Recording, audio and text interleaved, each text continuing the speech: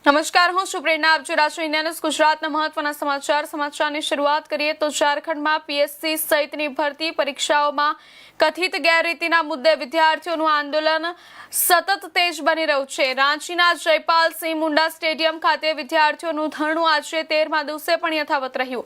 વિદ્યાર્થીઓએ સરકાર સાથે વાતચીત માટે તૈયારી દર્શાવી છે, પરંતુ શરત મૂકી છે કે મુખ્યમંત્રી હેમંત સોરેન પોતે ચર્ચા કરે અને બેઠક દરમિયાન ઓછામાં ઓછા 2 મીડિયા પ્રતિનિધિઓ હાજર રહે. વિદ્યાર્થી નેતા રવિન્દ્ર પાસવાને જણાવ્યું કે સરકારના પ્રસ્તાવ સાથે આવેલા એસટીઓએ વિદ્યાર્થી પ્રતિનિધિ મંડળના સભ્યોના નામ માંગ્યા છે. ત્યારબાદ બેઠકની તારીખ અને સમય નક્કી કરવામાં આવશે. વિદ્યાર્થીઓનો આક્ષેપ છે કે સરકાર માત્ર 5 સભ્યોના પ્રતિનિધિ મંડળને બોલાવી આંદોલનને નબળું પાડવાનો પ્રયાસ કરી રહી છે.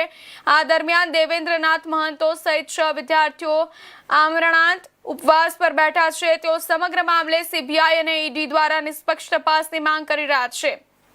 બીજી તરફ સીઆઈડીએ બુધવારે મોડી રાત્રે વધુ 5 આરોપીઓની ધરપકડ કરી છે. અત્યાર સુધીમાં આ કેસમાં કુલ 19 લોકોની ધરપકડ થઈ ચૂકી છે.